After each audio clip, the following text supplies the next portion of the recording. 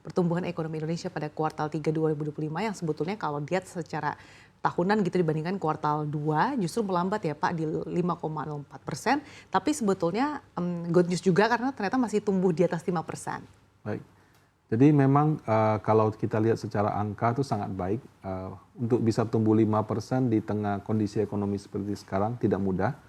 Tapi memang kalau dulu kita kan patokan hanya kita sendiri. Sekarang tadi seperti yang Anda sebutkan, ada Malaysia, ada Vietnam yang tumbuhnya lebih tinggi. Jadi kalau dalam konteks kita ingin mendapat perhatian daripada investor asing, memang kita harus berusaha keras supaya bisa tumbuh di atas 5%. Jadi supaya tidak yang disebut terjebak pada middle income trap seperti itu. Tapi dengan pertumbuhan ekonomi yang cukup solid di atas 5%, apakah ini juga mempengaruhi persepsi investor baik domestik maupun investor asing gitu, utamanya pada selain mungkin equity market, tapi SBN kita dan juga reksadana ini terpengaruh?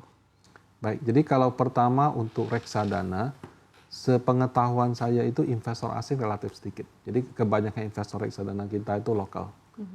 Nah, kalau untuk saham, dari awal tahun, tadi saya cek data, kalau nggak salah net sell 45 triliun, tapi 1 bulan terakhir sudah net buy kembali. Gitu. Nah, apakah ini karena pertumbuhan ekonomi? Rasanya tidak. Apakah karena laporan keuangan membaik? Sayangnya juga tidak, karena kan dari 4 bank besar cuma bank BCA yang tumbuh, 3 bank lainnya dia punya laba bersih masih turun 8-10% dibandingkan tahun lalu. Nah, jadi satu-satunya alasan yang menurut saya mungkin mereka masuk, pertama adalah karena harganya terlalu murah. Terus yang kedua, sekarang sedang ada harga emas yang tinggi.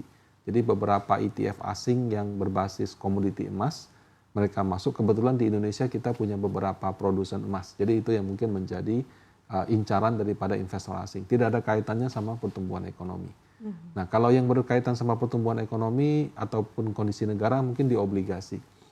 Obligasi negara sayangnya net sell asing masih sangat deras. Jadi itu juga yang menjadi penyebab nilai tukar rupiah terhadap mata uang dolar itu yang masih melemah. Jadi kalau untuk saham ada topik emas dan mungkin valuasi yang murah. Tapi kalau obligasi di satu sisi mungkin asing kurang nyaman dengan kebijakan kita yang mengalihkan dari infrastruktur ke sektor yang lain.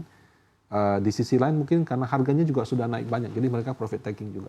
Oke, jadi memang untuk masing-masing instrumen ada perbedaan-perbedaan ya Pak terkait dengan bagaimana persepsi investor. Tapi kalau secara keseluruhan sebetulnya seberapa atraktif sih Pak mungkin pasar keuangan tanah air dibandingkan dengan negara-negara emerging market atau negara-negara peers lainnya? Apakah memang dari segi PE ratio kita juga masih termasuk murah? Kalau dalam konteks asing ada yang investor yang mungkin valuasi.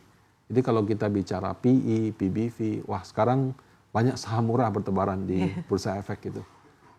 Tapi sekarang kalau saya lihat investor yang aktif, mereka lebih mencari story. Nah, story yang sekarang itu emas, ya, makanya kita masuk di situ. Tapi yang lebih utama itu AI, ya, sama AI related gitu. Ya, AI-nya bisa AI-nya sendiri, bisa juga energi, infrastruktur, robotik. Nah, sayangnya di Indonesia belum ada. Jadi kalau misalnya berdasarkan story, Indonesia kurang menarik seperti itu. Nah, kalau untuk obligasi, yield 6% untuk kategori emerging market itu sebenarnya bagus. Sayangnya mata uang kita kan juga melemah. Jadi kalau misalnya dia untung 6% dari invest di rupiah, tapi waktu konversi ke dolar dia mengalami penurunan, itu juga menurunkan daya tariknya. Nah, jadi kalau untuk obligasi itu selain butuh yield yang 6 sampai mungkin 6,5% kondisi sekarang, juga diperlukan kestabilan nilai tukar. Jangan sampai misalnya dia sudah invest 2-3 tahun kemudian kursnya jadi 18.000 misalnya. Sehingga memang dia untung 6,5% dari kuponnya atau yieldnya. Tapi pada saat dia kembalikan dalam bentuk dolar itu mengalami penurunan di mata uang. Oke, tapi meskipun ternyata preferensi investor asing lebih cenderung ke sektor-sektor berbasis AI yang mungkin belum dimiliki Indonesia, tapi tidak bisa dipungkiri bahwa performa IHSG akhir-akhir ini cukup impresif, bahkan beberapa kali menyentuh all time high-nya secara intraday. Nah, apakah memang ini lebih karena ekspektasi pelaku pasar terkait dengan pertumbuhan ekonomi Indonesia yang mungkin hingga akhir tahun masih bisa menyentuh di atas 5%, atau justru lebih ditopang oleh saham-saham Konglo nih Pak, yang beberapa belakangan ini menjadi primadona? Ya, Jadi memang sekarang kalau di IHSG, kalau kita pisahkan LQ45 dengan yang di luar itu, kelihatan LQ45 itu mungkin nggak kemana-mana. Patokannya mudah deh. Bank BRI misalnya, tertinggi 6.300, Iya. sekarang 4.000. BCA tertinggi 11.000, sekarang mungkin 8-9.000 gitu. Oke. Artinya kalau dari saham-saham blue chip yang selama ini menggerakkan pasar, itu IHSG belum balik ke all time high. Nah, jadi tapi kan ada kenaikan nih seperti saham dari Brand, seperti DSSA, PTRO, pokoknya saham-saham konglo lah yang sebutan itu. Yang karena dia punya market cap besar, tapi dengan PE 200 kali, 300 kali, 400 kali, itu menjadi kontribusi kenaikan daripada IHSG. Nah, apakah saham-saham tersebut dibeli oleh asing? Saya kurang tahu tepatnya, tapi mungkin ada 1-2 dibeli asing.